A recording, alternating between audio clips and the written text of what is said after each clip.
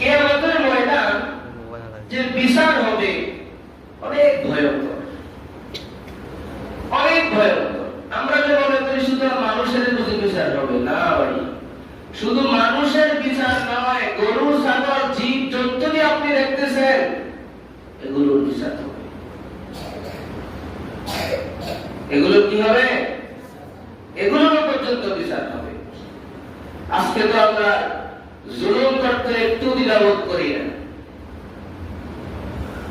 অন্তর কেঁপে ওঠে না, অথচ আসমান কাঁপে আমি যে জুলুম করি। আমার আত্মা কাঁপে না, জমিন কাঁপে আমি যে জুলুম করি আর গুনাহ করি। জমিন তো প্রতিদিন আল্লাহ তাআলাকে বলে, আল্লাহ আপনি একবার মাত্র হুকুম দেন আমি তাকে খায়া ফেলি।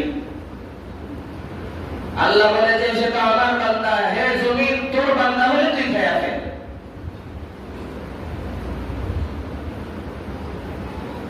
প্রতিদিন জমিন বলে এত পরিমাণ নাফরমানি আমরা করছি, অত্যাচার করছি, ব্যভিচার করছি, জুলুম করছি, জমিনও তো সেটা বরদাস্ত করে না।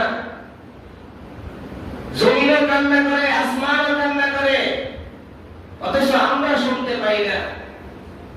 আমাদের গুনার কারণে জমিন কাঁপে, জমিন কাঁপে। গুনাহকে গুনাহই মনে করি না আমরা, কোন মনে করা হয় না। কিয়ামতের ময়দানের মধ্যে শুধু মানুষদের হিসাব হবে না, জিন, ইনসান, অন্যান্য জাতি যেগুলো আছে এগুলো আল্লাহ তাআলা হিসাব করবে। ইন্না আনযারনাকুম আযাবান করিবা,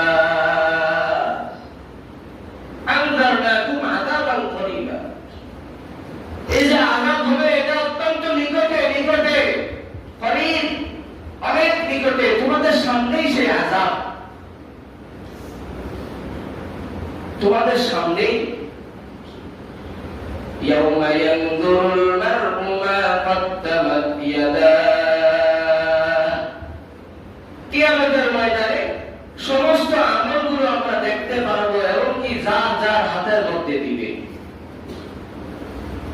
হাতের মধ্যে দিবে। ওয়ায়াকুলুল কাফিরু ইয়া লাইতানি কুনতু তুরাবা,